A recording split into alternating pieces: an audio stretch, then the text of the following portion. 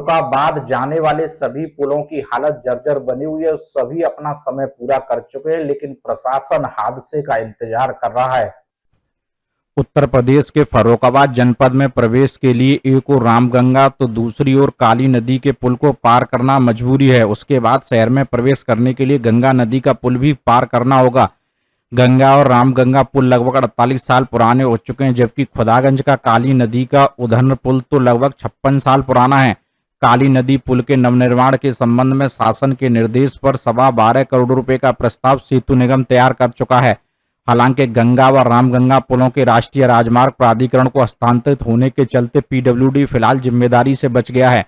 पांचाल घाट पर बने गंगा पुल के फुटपाथ पर बनी दरारें और नीचे पिलर पर लगे रोलिंग की स्थिति कहानी खुद बयां कर रही है। आमतौर पर पुलों की उम्र 50 वर्ष होती है। रामगंगा पुल का निर्माण 1970 और 76 में तो गंगा पुल का निर्माण 1971 से 75 के बीच हुआ। वहीं फर्रुखाबाद छिबरामऊ रोड पर ऊधन नर पुल में काली नदी पुल का निर्माण 1965-68 के बीच हुआ। जाहिर है गंगा व रामगंगा के पुल तो अपनी उम्र के अंतिम पड़ाव पर हैं, जबकि काली नदी पुल अपनी उम्र पूरी कर चुका है। अब इसे निर्माण की कोताही कहें या रखरखाव की अनदेखी, तीनों पुल पर आयु का प्रभाव और रखरखाव की अनदेखी के निशान साफ नजर आ रहे हैं। पांचाल घाट स्थित गंगा पुल के फुटपाथ से लेकर मुख्य मार्ग तक 2 गार्डर के बीच चौड़े दरारें हैं। पुल के नीचे से देखने पर बीम बेयरिंग की स्थिति खराब नजर आ रही है। इन पर जमी मोटी जंग दूर से ही दिखती है। विगत 4-5 दशक से इन पुलों पर यातायात कई गुना बढ़ गया है। इटावा बरेली हाईवे पर पड़ने वाले गंगा व रामगंगा पुलों पर तो नेशनल हाईवे का निर्माण पूरा होने पर भारी वाहनों का दबाव बढ़ जाएगा। छिबरामऊ मुख्य मार्ग स्थित काली नदी पुल पर भी यातायात का दबाव पहले से अधिक है। लोक निर्माण विभाग के प्रांतीय खंड के अधिशासी अभियंता मुरलीधरण बताते हैं कि हाल में ही अधीक्षण अभियंता के नेतृत्व में सभी विभागीय पुलों की जांच की गई। सभी पुल कार्यशील स्थिति में। उधरनर पुल को अवधि के समय पूर्व भेजी गई रिपोर्ट के आधार पर शासन के निर्देश पर सेतु निगम इस पुल के पुनर्निर्माण के लिए 12.25 करोड़ रुपए का प्रस्ताव कार्य योजना में शामिल कर लिया है। अपर जिलाधिकारी सुभाष चंद्र प्रजापति ने बताया गंगा व रामगंगा पुलों की स्थिति के संबंध में एनएचआई के अधिकारियों से रिपोर्ट ली जाएगी। अभिषेक कटियार, फर्रुखाबाद, समाचार 24। हाँ भैया, तुम्हारा आदिल हसन। अच्छा, जिस तरीके से गंगा कटान कर रही है लगातार ये कटान हो रहा है, सामने जो है गांव में पानी पहुंचने वाला है। गंगा से कितनी दूर घर हैं और कितने गांव बाढ़ की चपेट में हैं? कई गांव हैं जो गंगा जी से कुछ ही दूरी पे है, कुछ घर ऐसे हैं पंखे मड़ैया जो गांव के कटान से बिल्कुल किनारे पे लगे हुए हैं। कितनी दूरी पे है गंगा से? लगभग ऐसे ही है 10 मीटर की दूरी पे। ये जो कटान 2 मीटर की दूरी ये जो कटान हो रहा है, गंगा कटान कर रही है, इसकी सूचना आप लोगों ने प्रशासन को दी अभी तक? कई बार दे चुके, कई प्रार्थना पत्र दिए। अच्छा, कोई प्रशासन अभी मौके पर नहीं आया? जिस तरीके से पानी ये पहुंच रहा है, कटान कर रहा है, जिस तरीके से बढ़ रहा है, कितनी देर में गाँव पहुँच जाएगा? 2-3 घंटे शाम तक लगे, शाम तक पानी गाँव पहुँच जाएगा। गाँव पहुँच जाएगा? कितने गाँव बाढ़ की चपेट में आ जाएंगे? 4-5 गाँव है। जो बीड़ बांध बनाया गया उसके सामने साइड से बीड़ बनाई नहीं गई है, अभी तक बाकी पड़ी जो मट्टी पड़ी है वो भी बीड़ बनाई जाए उसकी। फर्रुखाबाद की सीमा को कितने पुल जोड़ते हैं और उनकी क्या स्थिति है और क्या उनकी उम्र है और आपने कब कब से बने हुए हैं, अब आगे क्या स्थिति रहेगी? जो हमारे क्षेत्र में आते हैं वो 3 पुल हैं प्रांतीय खंड में।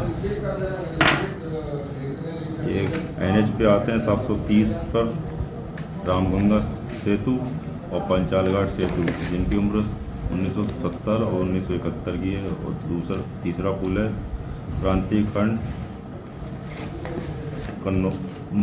फतेहगढ़ के अंतर्गत उदरनपुर नदी काली सेतु, जिसकी उम्र 1965 से बना हुआ निर्मित है।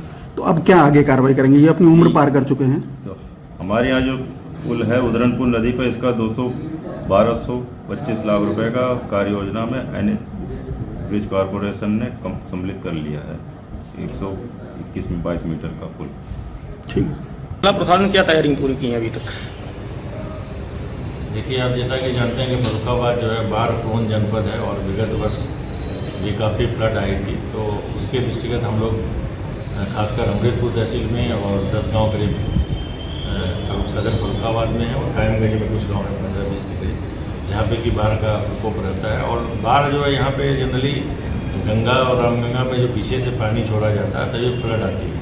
ये हमारा बाढ़ जो है पूरा नरोरा डैम या और कहीं से पानी छोड़ी जाएगी उस पर ही डिपेंड करता है। इसलिए हम लोगों ने जितनी बाढ़ चौकियाँ जनपद में बाढ़ संचालनालय और जो कंट्रोल रूम है उसको एक्टिवेट कर दिया। सभी डिपार्टमेंट जो लाइन डिपार्टमेंट है जिसकी जो कार्रवाई है उनको करने के लिए निर्देशित कर दिया गया है और हमारे सारे SDM तहसील की जो मशीनरी है राजस्व विभाग की वो पूरी तरह से सजग है और हम कोई भी जनहानि या पशु हानि नहीं होने देंगे और हम लोग कोशिश करेंगे कि जो भी बाढ़ की स्थिति यदि बनती है तो तुरंत जो है लोगों को सहायता पहुँचे। जिले में कितनी बाढ़ चौकियां?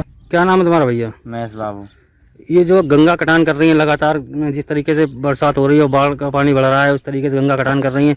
एक जो कटान है जो गांव में पानी जो है गांव के करीब पहुंचने वाला है, गंगा से कितनी दूर गांव है और कितने गांव बाढ़ की चपेट में आते हैं, और जिस तरीके से पानी बढ़ रहा है उस तरीके से गांव के 5 कदम की दूरी पर पानी बसा है। क्या कितना नुकसान होता है?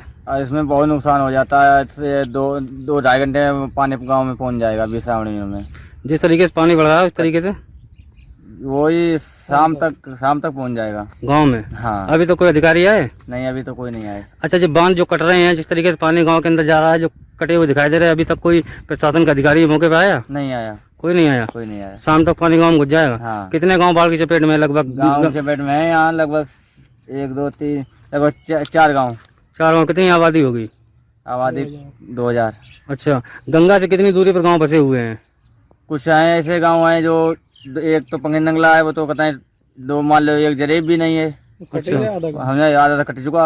और 20 सावणी जो बचा है वो है करें 2 किलोमीटर अच्छा गंगा से। तो शाम तक 2-3 घंटे में पानी अंदर पहुंच जाएगा अंदर गाँव पहुंच में। जाएगा।